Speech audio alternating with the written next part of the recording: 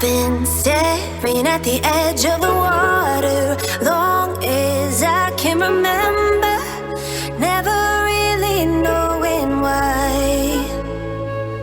I wish I could be the perfect daughter, but I come back to the water no matter how hard I try.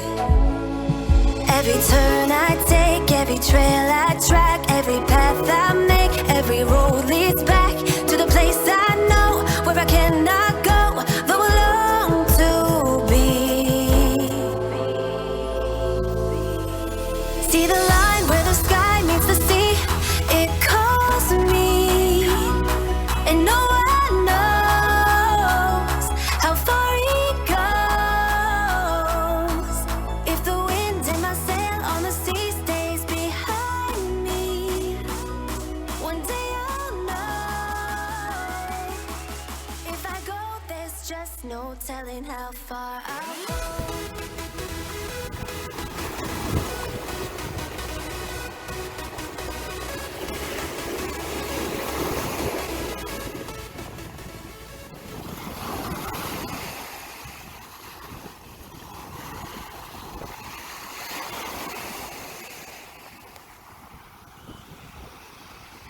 Hey, assalamu alaikum and wa rahmatullahi wa barakatuh. Welcome to episode number 33.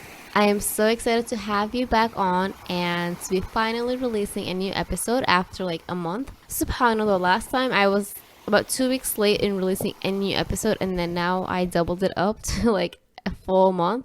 And if you are a regular follower of mine on social media at Bfit for Akhira, then you might have seen that I actually I'm taking time off from my social media, especially with Instagram and Facebook. So today is like day 2, I believe, that I am not on Facebook and Instagram, but technically I did go on the website to check a few things. But just to confirm like what number this episode is, to be honest with you. But the fact is, I actually uninstalled Facebook app and Instagram app, which is like beyond shocking for me because I just couldn't imagine myself ever like living without them. But subhanAllah, sometimes you will hit those walls and those moments where you just need time off. And if you are a regular listener of this podcast, then you might have heard me talking about a retreat in one of my previous episodes and like inviting you to it and like to sign up and all that stuff. Well, my friends, that retreat just got postponed and canceled. And again, you are going to face sometimes challenges and situations where it can create anxiety, for example, or just too much stress, too much pressure, or you're not feeling comfortable about it anymore, or that your heart isn't feeling it. And so sometimes you just have to either cancel things, postpone it, or just take a little pause, right? And like take time out to reflect and see what happened. I did a YouTube video explaining why I canceled this retreat, but why I will not give up on it, and I will do it again, inshallah. And also what I want you to know, that link to the YouTube will be in the show notes if you're interested in watching it, inshallah. As for today's episodes, my friends, I am so excited, even though it's a little bit late, but I'm still excited to talk about why I exactly signed up for the Virginia Beach Half Marathon and what I learned from it and how the training went and what is next for me, inshallah. So, are you guys ready? Get set. Let's go. All right. Well, first of all, I would like to begin with the Quran, with the Surah Al-Baqarah, chapter or ayah, which it means verse 286. Allah does not charge a soul except with that within its capacity. It will have the consequence of what good it has gained, and it will bear the consequence of what evil it has earned. Our Lord, do not impose blame upon us if we have forgotten or erred, our Lord, and lay not upon us a burden like that which you laid upon those before us, our Lord, and burden us not with that which we have no ability to bear, and pardon us and forgive us and have mercy upon us. You are our protector, so give us victory over the disbelieving people. And I have this verse for a reason.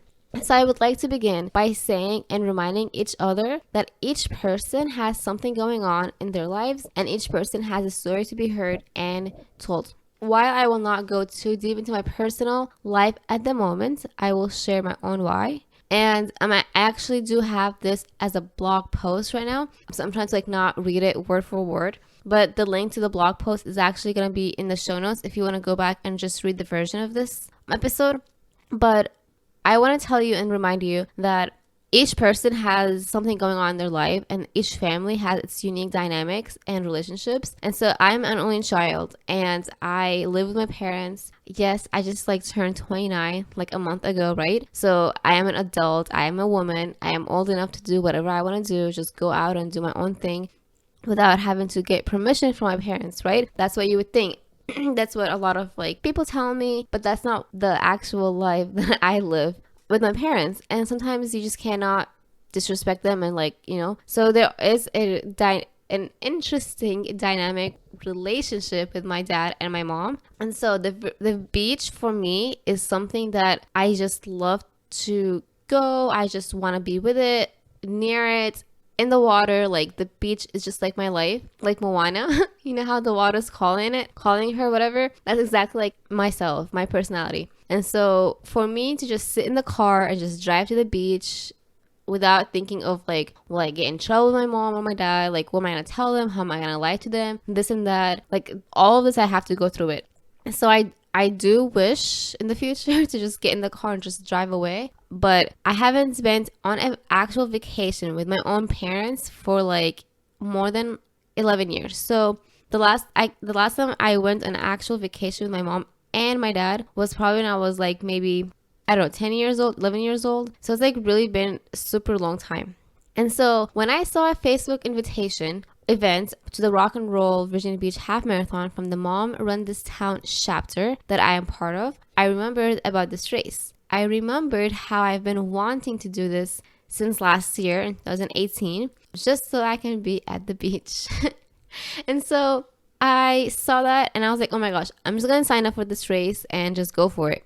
Last time I did a running race at a Rehoboth Beach, I was able to carpool with like two women from the running group. So I asked inside the Facebook group, hey, who is going to this Virginia Beach race, and is it a possibility for me to carpool with you? Just because I know my parents are more likely not gonna go with me. And so they told me that actually we're gonna take our family as a mini vacation because it actually happened on September 1st during Labor Weekend in the United States, which was like the busiest weekend ever. Not highly recommended to take a vacation. So I thought to myself, what a fantastic idea. I should do the same thing and take my parents on a vacation since it's been such a long time. So I signed up for this race just after Ramadan ended. So like back in June, they had like a flash sale price deadline. And for your information, and those that have never like participated in any running races or any type of like Spartan race, half marathon, triathlon, whatever, they do cost lots of money. And that's why sometimes people get turned away because it might not fit their budget. And I completely understand and I can relate to you as well. And so when I saw the option of St. Jude fundraiser event, opportunity, to raise at least $500 to get a free ticket, I was like, why not? And if you are, again, a regular listener to this podcast, you know there was an episode where I promoted the link for you to help me raise the money, and that was a reason. So I wanted to challenge myself with it to raise $500 before the race date so that I can help. I actually want to help the children with cancer, but I also wanted an opportunity for me to take my parents on a vacation while I am on a low budget. And again, I have a certain financial situation with my family, which is completely fine. And there's no shame about that because again, each person has something. And like Allah subhanahu wa ta'ala reminded us, there's nothing that He gives us that we cannot handle. So just to put that out there. And so the reason why I didn't tell my parents about it was because I knew they might not be happy with it. And so I was afraid from their reaction. So it was kind of like a low hush, low key. I haven't told them about it. Maybe like a few weeks just before that, to my mom at least first. And so I kept on trying to raise money while training for this race as much as I was able to. And at the same time, work on my business. And during that time as well, I was working on my swim instructor certification, which meant I was in the pool a lot. I was also teaching water aerobics, which also for me like an easy access to the pool. So I was just like juggling so many different things and my body was obviously exhausted. So I tried my best to keep up with the training.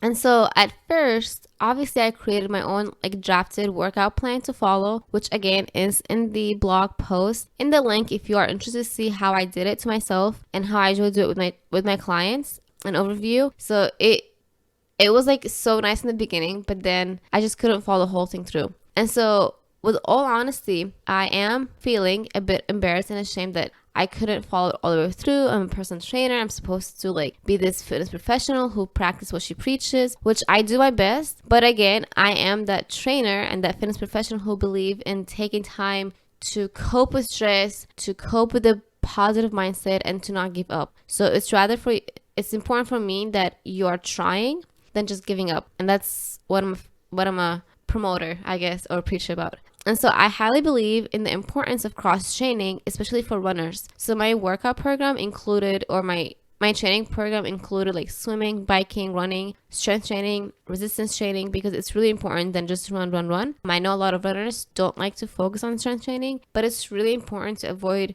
injuries in the future. And so I had about 3 months to the race, which was perfect time to get ready. But then with Shawwal coming up, which is the month after Ramadan, where I did do my fasting, and so with all of this going on, I did my best. So guess what? Fast forward to the actual weekend of the race. It's so funny. Not really. We had an actual emergency. So the hotel wasn't as close as I thought it would be to the race. I signed up to the hotels through the Rock and Roll website. They had like 3 hotel affiliations. So I signed up to the cheapest one just because, again, of my budget. And so so the race was on Sunday, 6:30, but then you had to be at the race at 5:30, like before 5:30, because the roads were gonna be blocked and closed, so you couldn't like drive to it after 5:30 a.m. And so on Saturday night, leading to Sunday morning, right, the night of the race, we had an actual emergency from the hotel, and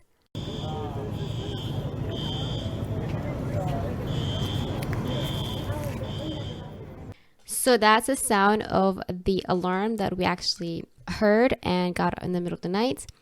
The sound of the fire alarm was super loud. So in the middle of the sleep, we all of us in the hotel had to get up and get out of the hotel. And then the firefighter truck came. The room next to us actually had a real leak, so the water was like out, and the water was impacting the electricity. And so that was like before midnight, like 15 minutes before midnight. And so here we are my sleep is disturbed. I just couldn't focus anymore, right? I was super tired. I was cold for some reason. And then we get told that it's okay to go back to the room. So by like 12:15 a.m., we go back to the room. My mom couldn't sleep anymore, so she started packing up everything while I tried to sleep a little bit. So then we get another knock on the door telling us, hey, sorry, I know I told you guys can go back to your room, but actually you have to evacuate to the closest hotel. I'm really sorry about that. So my mom was like, see, I told you. So she continued packing up. I tried to sleep.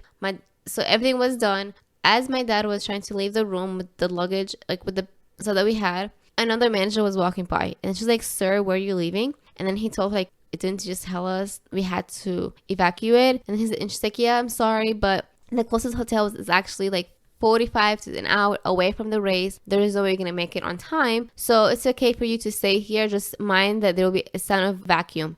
Oh my gosh. Anyways, long story short, I barely slept, and even though I had everything ready, like my clothes ready, I just barely slept. And so when I woke up, I was like seriously exhausted. I'm like, what just happened? And I went and I met up with the running group that I'm part of. I just honestly walked. So 90% was walking, 10% was running.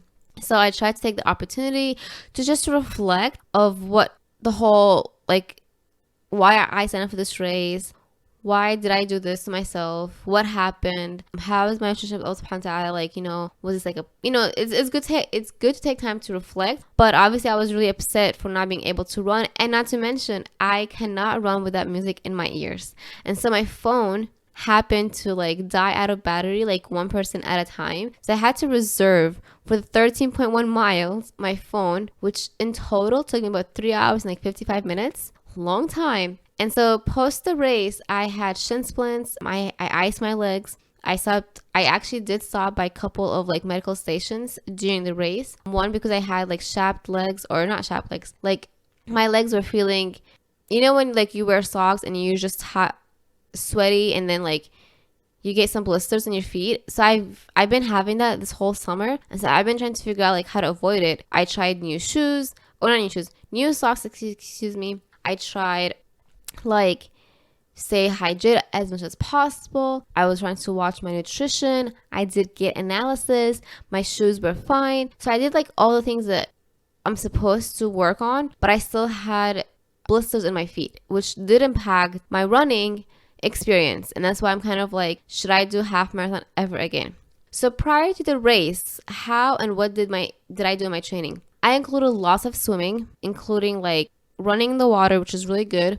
I did lots of bike rides to strengthen my leg muscles, but also to enjoy this summer and to enjoy nature. Like I said before, I'm a nature freak now because it helps me deal with stress, anxiety, and all that stuff. So I couldn't like resist being in the gym. I had to be outside. And so by being outside, I did a lot of bike rides and then swimming as much as possible. I did some strength training at the gym, either before or after work, since I work at Mason's gym when I teach water aerobic. I'm also a fan of resistance training. So I did lots of resistance training outdoors when I was like on my bike rides or even like running. I visited a local running store to check the gait analysis of my feet. I purchased new socks, and I had a very, very minor injury which prevented me from going to the extra mile in my runs. And then when I go out for running outside, I would incorporate body weight exercises such as like dips, push-ups, lunges, squats, and sometimes just to keep up with the strength training. I also included some agility drills because, in my opinion, endurance training and speed work are very important for athletes to keep up with their distance and speed work. And so, what did I learn from this race overall, and what should I have done? Oh my gosh. It is okay. Failure is a lesson. In my opinion, there is no such thing as like true failure if you're not learning from it, and if you're not like trying to work on yourself from those moments, right? So I should have planned a lot more in advance and prepared as much as you can and I can to make time to recover properly and to give your body adequate nutrition. So I think what my mistake was, I didn't give enough time to recover before the race. I just kept going because I was like, oh my gosh, like 13 miles, how am I gonna do this? So I kept pushing myself just because I wanted to like be able to run it, because I did half marathon in the past, 2012, so like 7 years ago, right? And that also was a very bad experience, and I was like, I don't want to go through the same thing again this year or this time, which I still did. And so I tried to train smarter, prepare smarter, but apparently it didn't go as well, which is okay. Also, foam rolling and icing are super important to the body. So make sure that you are taking time to stretch, to foam roll, to ice. And I should have iced my body a lot more frequent before the race, not just after the race. And also, stop overthinking as much as you can and just have fun during training. So obviously, you guys, like, no, we all have busy lives. So stop overthinking about, oh my gosh, like, am I going to be able to do this? Did I do enough? Not enough? Like, you gave it your best. Just go for it and have fun. Because if you overthink, like, if you've done enough training or if you had enough nutrition, properly hydrated enough, all these things, like, it might actually create more stress and then create that like pressure for you to like not do well. Just have fun with it and tell yourself that you got this and everything will be okay. If needed, hire or have an accountability partner to help you stay consistent with your workouts and meal planning. So obviously I'm not a expert in like running half marathon trainer. I'm not going to go out and be like, yeah, I'm good at it. Like, I'm not going to be fake about this. But for me personally, like my accountability partner, quote unquote, where the running group that I'm in on the Facebook group. So by sharing my workouts inside the Facebook community group, the private group helped me stay accountable for myself to say, okay, I got this workout in. I shared a little bit on my social media on Instagram, like my screenshot of my running pace and distance. And I did see like an improvement in that. And then make sure you have a strong support system. So obviously mine was the running group. And then face your fears and just give it your best. And then here's the best lesson, in my opinion, is to train with a purpose. So have a purpose in your training because it will remind you to stay strong during the toughest days during your training. My purpose with this race was for me to take my parents on a vacation, number one. Number two was to help the children with cancer, which was a St. Jude fundraiser. And then number three, to just talk about it afterwards and hopefully be motivational and inspirational to other people who want to try something new. And so that's my purpose. And so the toughest days were like, I just don't want to train or just want to sleep instead of like working out, or eating instead of working out, right? All these things. I told myself, no, get out there and just do it and just run. And so when I'm running, and despite like the pain and stuff, I would be like, no, imagine all these kids with cancer, like it's hard for them. How is it for me? So that's like my purpose. And then share my training program progress with my followers on social media more often. I should have shared it more than like I did. But again, work-life balance can be tough, right? And so make sure to get in more strength training and resistance training sessions in the program. I think I didn't have enough, and I'm really disappointed in myself for that part, but I did have. It's just not as much as I really wanted. I really wanted to be able to run and then like do strength training afterwards, or strength training and like run and what have you, but I didn't really have that as much. I ran and I did a little bit of like strength training. In my opinion, strength training, especially endurance training is a training where you work on your speed, you work on being able to go faster for at a longer time without getting tired, and that's what I need to continue working on, inshallah. So my friends, why did I actually sign up for this race? Like I said, simply for the sake of the beach. Literally. And like I mentioned, the financial situation, so it's just that I just want to take my parents on a mini vacation. So how to be active with a purpose? Ask yourself the following questions, or this number one question. Why do you work out? Losing weight is an important reason, but is that all that you want to achieve in life? And what's next? How do you want to feel? How do you want to be from the inside out? From my experience, signing up for 5K, 10K, and so for races that are cause-driven help me stay purpose-driven into my workouts and training. Look at your life right now. What can you do to make it better? How's your family? Do they need you? Do you need them? Find ways to exercise so that you can be there for yourself and your family. And then look up organizations and causes that matter to you and that are aligned with your values. See how you can give back to them using your strong, physical, healthy, fit body. These are just a few examples and ways to consider how to find purpose in your fitness training journey. And the mindset matters a lot. Here's why. During the actual race, I tried to push myself as hard as I can, but my body just wouldn't let me. And I would tell myself, okay, I'll run just to this distance, then I will walk. I tried to push myself for that, but then my legs were just getting tired and I had to stop. So listen to your body always. Second of all, post the race, I reached the end feeling embarrassed, like a shit on myself for not being able to run. The woman inside the running group told me, with all the circumstances that I went through, such as the night of the race, it was good from me that I was able to even do it. That helped me feel good about it, but still felt like I could have done better. So how does the mindset play a role? Although it seemed like a failure at you at that moment, remember that you still gave it all your best. I had to tell myself that it is okay, life happens, and I still push myself through it. I didn't avoid the race because it didn't go perfectly the way I wanted to go. Now I want to take all these lessons and mistakes that I made from this race to sign up for another race if I can. I did look up a few, but with my limited budget right now, I don't think I can.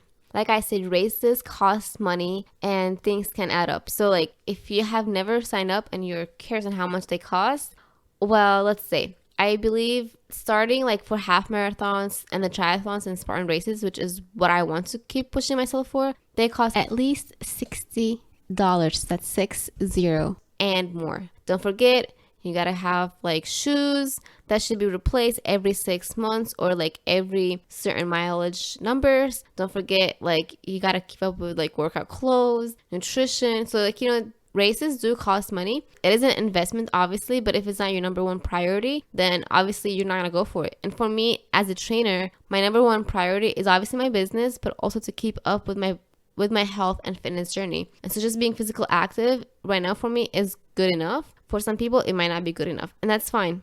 Find what suits you.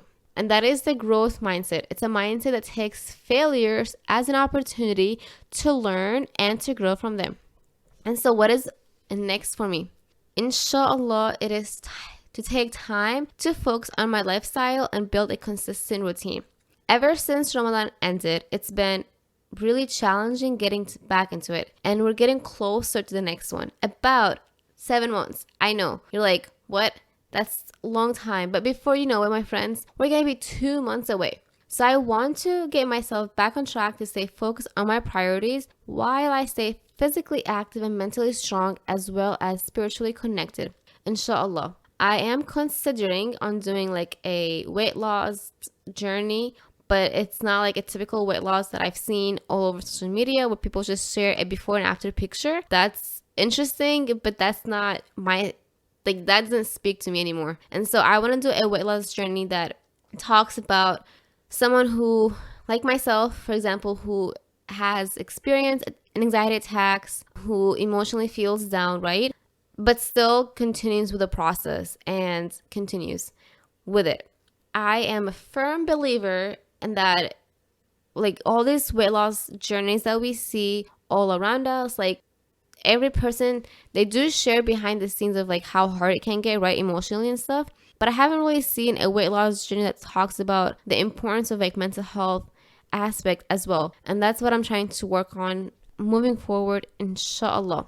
As a result of this race, my mom actually afterwards thanked me for it, despite what we went through behind the scenes at home, for giving them the opportunity just to get outside the house. Like I said before, and will continue to say it over and over again, each family has its own drama and struggles. I don't believe in a perfect family. If that is your family right now or parents, be thankful and grateful for that you have a happy, open communication dynamic. Keep in mind, not everyone has that opportunity. So if that's who you have, be thankful for that. And I have that, but obviously like there are some barriers that I'm working on with my family. And so that's that. Because again, not everyone gets a chance to just get out there and go on vacation or be with their loved ones. Use your body to serve those around you and to give back to your own family, community, then globally. Do not neglect your family while you're out and about doing great service work. In my opinion, that's a bit of a hypocrisy. And do not chase aesthetic looking body, because it won't do you any good if you're not using it to help those around you. And so my friends, I have all of this in a blog post. Again, it's in the show notes below. I cannot wait for you to listen to the next interview with Faizan, as we talked about the importance of nature, of hiking, of getting out there. And so we are, as the time of this episode being released in September, we're heading into October and November. We're officially in the fall season, which is the perfect time to try out hikes, camping trips. It's just being out. And also after the winter, we have springtime, which is another opportunity. So get out there, get active, be active. And I like to say, be strong, be fit for Akhirah. Please don't forget to subscribe to the show and leave me a 5-star review on iTunes, please. I would really appreciate it. So if you go to the actual iTunes, either on your laptop or on your phone, if you're an Apple user, find Purposeful Fitness with Coach Ola podcast and go below where it says write a review. Please write a review. Give me back your feedback, what you want to hear more often, just so I can get some perspective and to keep this going, because I'm not going to give up on it, but it is important to take time off once in a while. And consistency is the key, whether it is in podcasting, whether it's in our Islamic practice, like our prayers, for example, right? Like we were taught in the Sunnah from the Prophet Muhammad sallallahu alaihi wasallam, whether it's our diet, fitness journey. And so I'm working on being consistent as much as I can without being full on my plate. And so inshallah, I'm going to try my best to find assistance and hire team, because right now I am a one person do it all kind of situation. And also post the race, when we got back, I came back like super sick, so throat was hurting me. Then from the throat pain, it went to like running nose. After that, a week like later or so, it turned to pink eye. So these actually were a couple of the reasons on why I also delayed my whole podcasting. Besides the retreat planning, is also my body got sick, so I needed like a little break. And sometimes you cannot overexhaust your body, and you need to really see how much you can handle, how much you cannot handle, take time off, and then get back on it and just continue. But don't give up and don't stop for what you want to achieve in life.